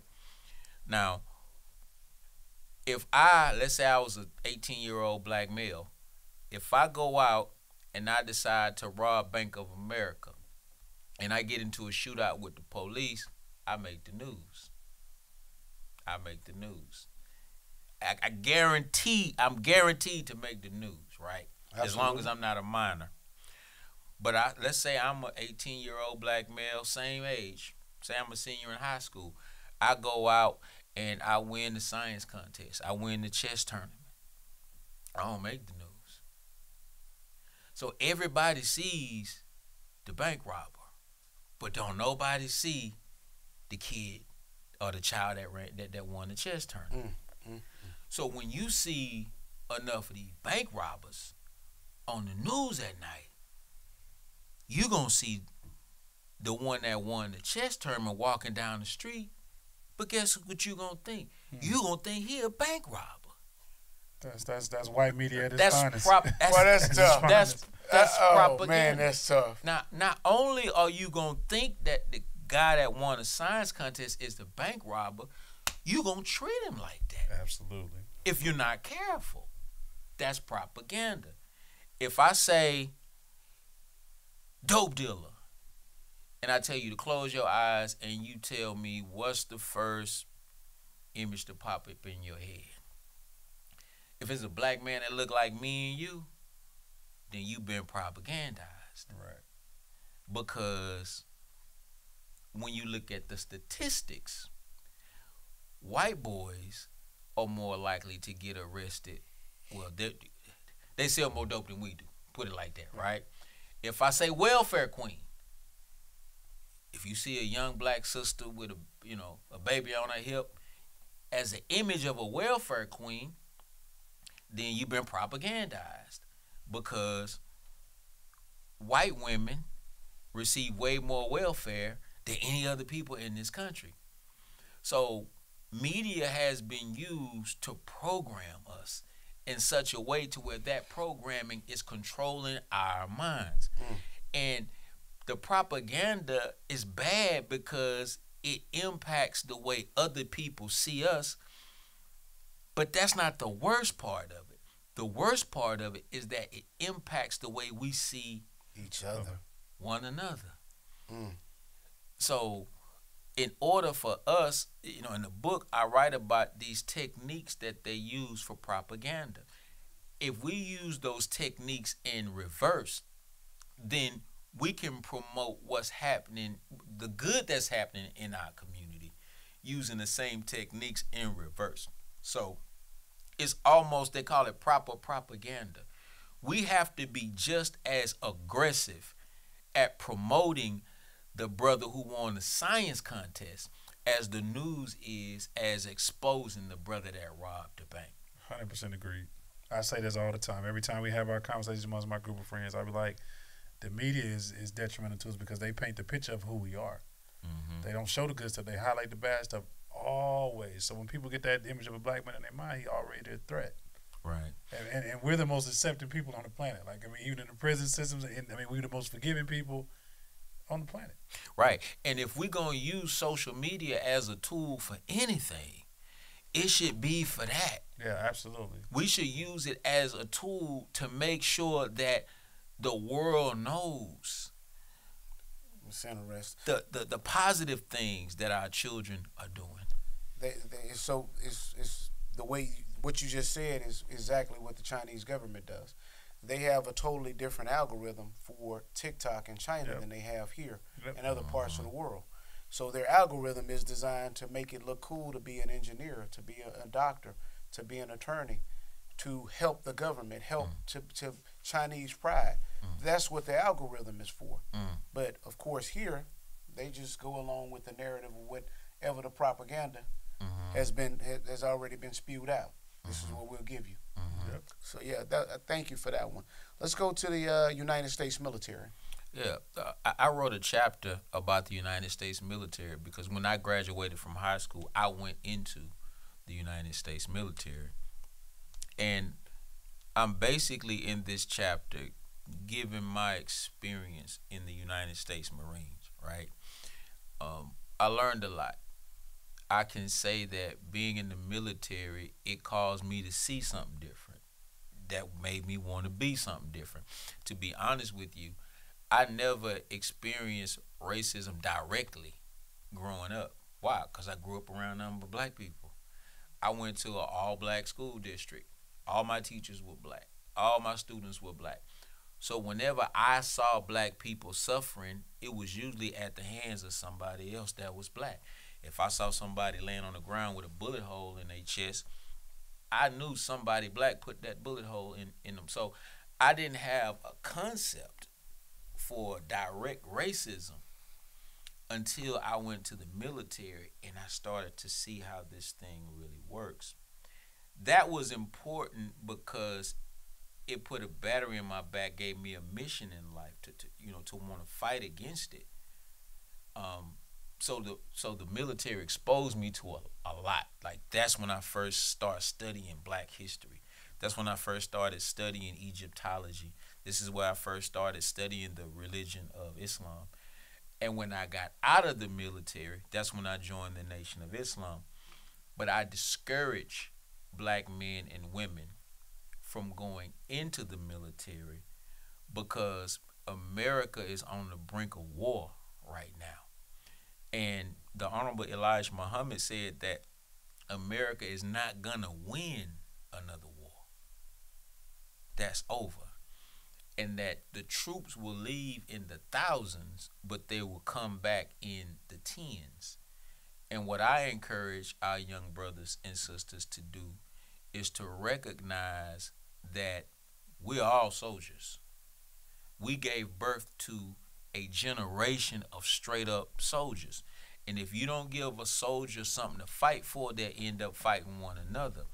But the war that we need to be engaged in, as Muhammad Ali taught us, is a war for freedom, justice, and equality for our people right here in America. That's the war that we need to be fighting.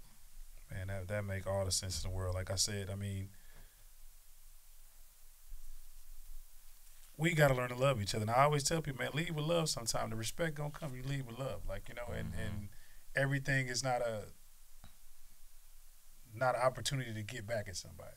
Right. Because we have these built up emotions, this built up trauma, I'm going to say, that we feel like we're under attack. And we may be under attack, but not from each other. And it's like you said, we've turned on each other so bad and so quick and so often. Like you said, that white lady can walk her dog in a historically black neighborhood and feel like she right in the safest place in the world. But let that same black dude come to that, oh man, who that dude is? What he on? Hey, where you from, homie? You from around here? And that has to stop. As a whole, like you said, we have to learn to love each other and learn to get progress and move forward with our agenda, whatever that agenda may be.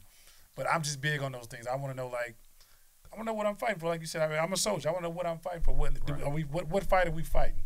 Right. You know what I'm saying? I'm trying to lead these youth and steer them so they don't become what I became, so they don't make the mistakes that I've made. I try to tell them my story, and I could have did it differently. I chose to do it this way, but I could have done it differently because I had options. Coming from where you come from. Might have took me a little longer, but I had options to do something different. But I made a choice to do this, and this is where it led me. But now, through my journey of being in prison, you got this now, a well-rounded, more mature young man. And I feel like my purpose of my second half is to share my story and not allow somebody to make the same mistakes or end up in a position that I was in, being locked away for almost a decade in federal prison. Yeah, brother. And I applaud you because I believe that there's a purpose for our suffering. And the purpose for our suffering, or the reason that God will cause us to go through certain things in life, is so that through our experience and by our stripes, we can go and tell our story in hopes that other people will avoid some of the traps that we fell into. They may end up getting caught up in another trap, but at least you avoided the one that I fell into. Absolutely. So I want to commend you, dear brother, for taking such a selfless approach to quote unquote reentry. You were gone for how long? 7.5. You were gone 7.5 years. Yeah. It would have been very easy for you to come back and be like, you know what, for the next 7.5 years, all I'm doing is I'm gonna double down, I'm gonna play catch up, and I ain't gonna worry about nobody but myself. Facts. But, you know, for you to go out and mentor the way that you're mentoring and try to, you know, open doors and pave the way for young brothers who you see yourself in, you know, then that's admirable, bro. And may Allah continue to bless you with success in that, bro. Thank you. And he's serious about it. he's dedicated to it. I can tell. He's committed to it. Facts, He ain't just man. interested. He committed to it. Let's go to this last one, man. I think it's two in here because you got black candidates and the importance of local elections. I can't give y'all the whole book, but I'm definitely gonna read it. You sure trying to though. Nah, I mean, I'm not, man. It's to be sold, not told. Okay, I tell you what. We got to make Let's this a just go bestseller. with the importance of local elections. And because I think a lot of times, and I'm guilty of it. We only look at the presidential election, or the midterms. This is the normal thing, and I think that's. But usually it's the presidential election. Like that's usually the one that's most publicized, and that's the one that get the most coverage. So I mean, usually it's the presidential election for most people. But that's the propaganda wars. Yeah, for sure. Because that's when they want you to get out. For sure. But we sleep on the local elections, and I facts. think those are the things that affect us most. So, what were you speaking on a little bit in the book about that? Yeah, I was basically saying that in order for us as a people to gain political power, we have to take control of our own politics in our community. You know, every 4 years they have the national elections. Basically what the presidential election does, it sets the atmosphere and the tone for what's going to take place in the country, right? But what happens in local government impacts your daily life more than what happens in Washington, D.C., right? Even if, let's say they send down $50 million for programs to the city of Houston from Washington. So these are federal dollars. Who's going to distribute that $50 million? Your local politicians, right? Absolutely. So the people that impact the daily life of the youth in our community, the elders in our community, those who are re-entering into society, we can get more out of them than you can out of somebody in Washington, D.C. So that proximity is something that we need to pay attention to. I think we pay way too much attention to the hype of who's going to be the next president. And I'm not saying that you should not be concerned with that because, again, that creates the type of atmosphere that the country is going to have. When Donald Trump became president, a certain atmosphere was created. Before that, when Barack Obama became president, a certain atmosphere was created. But if Dre has a program, and it's a great program, and we need 6-figure funding for his program to serve these young people who need it most, he can make 1,000 calls to Washington, D.C., and nobody's going to answer his call. He has a better chance of getting the funding that he needs from local government. That's the point. And he may not even get it then. The reality is, with $1.3 billion trillion dollars. Am I right? $1.3 trillion that black people have in spending power in this country.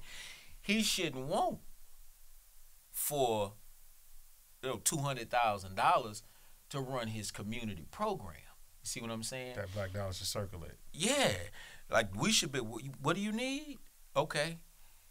We put our money together, we pool our resources and make sure the brother has what he needs in order to serve the youth.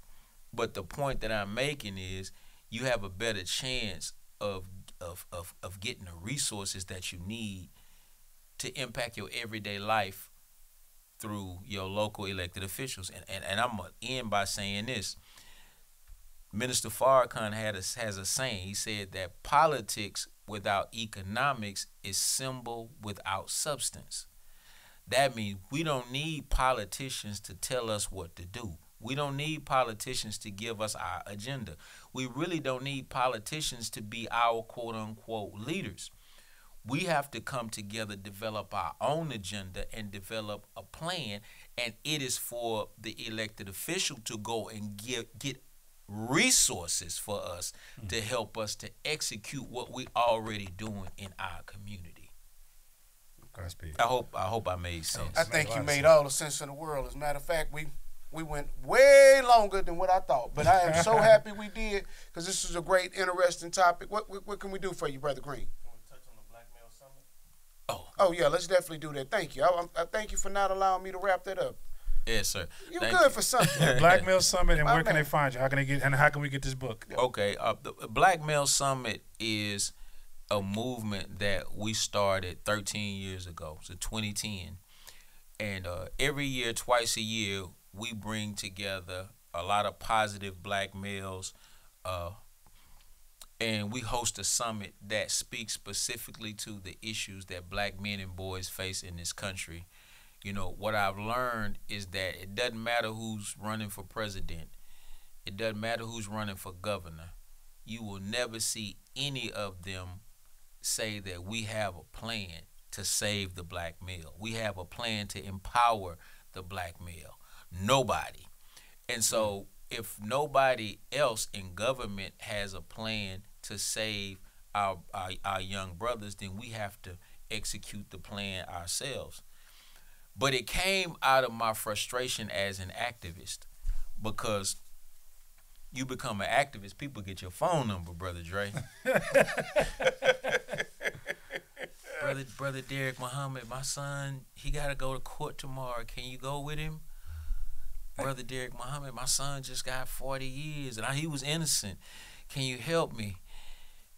And what happens is, brother, you get worn out. Because you can't keep up.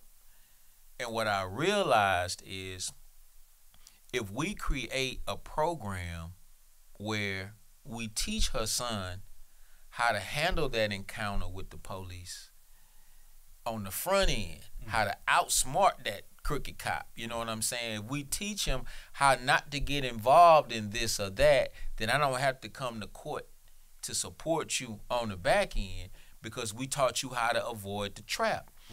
So I had to learn that you can't just play defense when it comes to saving our people and building our community. You have to play offense, because no people has ever won their freedom strictly on the defense. So when you teach and train those young brothers, and you give them what they need before they need it, when you teach them what they need to know before they need to know it, then you alleviate having to come and visit them in jail. Why? Because you've already made them intelligent enough to avoid prison. And let me say this too, because you brothers been to prison, and those who survive prison deserve a certain level of, y'all deserve the respect that you get. But goddamn it, it's just as hard staying out of prison. True that. Woo! Than it is to survive Mouthful it. said. But I made a vow to my children I would never go back, so I would do anything to never go back. And I try to tell kids, man, I would go work at McDonald's. It ain't all about, it's about my peace of mind. Like, Yes. until you lose your freedom, you don't know how valuable it is. Yes, sir. And I think some of these kids out here doing reckless things, they don't really understand, like, freedom is everything. It's man. everything. It's everything. It's priceless. I don't care what you're doing, it's everything. I'd rather be here and free than happy, locked away, or whatever that saying is. Like, it's just a no-go for me. Yeah. Because too many people depend on me first and foremost. You know what I'm saying? And what kind of man want to be locked away from my foolish mistakes that I made when I could have corrected those mistakes, like you said, before the back end? That's beautiful to hear, my brother. Freedom comes right with breathing. Yeah. It creates opportunity, too. I ain't got no opportunity without freedom. Yes, sir. Freedom Yes, sir. with breathing, they go together. Yes, sir. Man, this has been a pleasure, man. I've enjoyed every minute. I feel like I had a front row seat to one of your lectures, brother. Yeah. This is this is the VIP seat Man, right here, man. the honor has Thank been you. all mine. Like you said, we didn't intend to go this long. It's okay. I'm glad we did. I'm glad we did. But when the spirit of the ancestors Yes, sir. manifests itself in between, some good brothers, it just happened like that sometimes. So I let me ask you, when can we? What's the date on the Black Male Summit? Yes, the next Black Male Summit. How can we get involved? The next Black Male Summit is going to be June the 3rd, 2023. It'll be at St. John's downtown. That's Beyonce's old church. I've been there. Yeah, St. John's, 1 p.m. And you can register at blackmalesummit.eventbrite.com. That's blackmalesummit.eventbrite.com. Our target audience is age 12 to 24, but some of these 8-year-olds are so sharp they can pick up on what we're saying quicker than the 16-year-olds. But everybody is invited. Sisters are invited. Single mothers, bring your sons. Grandmothers, bring your grandsons. It's usually a very powerful experience and a game-changing experience for them as well. So, again, that's blackmalesummit.eventbrite.com. You can follow the Black Male Summit on Instagram. You can follow Brother Deric Muhammad on Instagram. That's DericMuhammad. And if you're interested in picking up a copy of our new book, go to truthtrafficker.com. That's truthtrafficker.com. You know how you have a drug trafficker? Or we traffic truth. We make a lifestyle out of pushing truth. So truthtrafficker.com. Get your copy of my new book. It's been a pleasure. Y'all can't have it. This mine, so This mine, man. I need you. And don't be trying to sneak. Yeah, I need mine signed too, man. I got my pen over here. I had my pen. I had to sneak my pen in over here, man. Make sure I get my signed copy, man. Man, thank you so much for the opportunity to allow us to have you on the podcast, man. Some great jewels have been shared with our audience, shared with us. Yes, sir. And I think what I would say to you and say to everybody, and let's not allow it to stop right here. I'm guilty.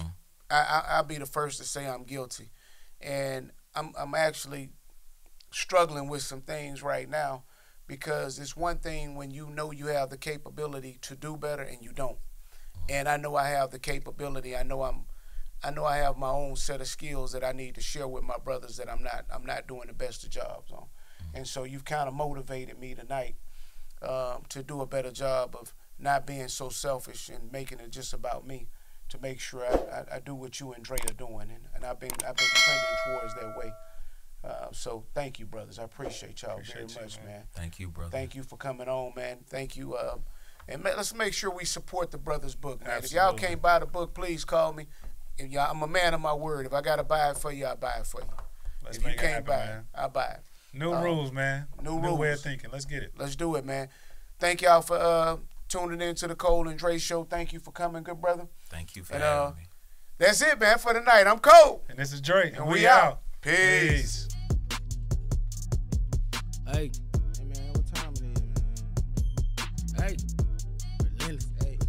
Hey. Hey. Hey. Hey. Hey. Hey, Cole. Boss straight. 2 mother, watch them out. No count. All facts like what you talking about. Boy, listen and pay attention to what we talking about. We can show you how to make 100,000 in the drop.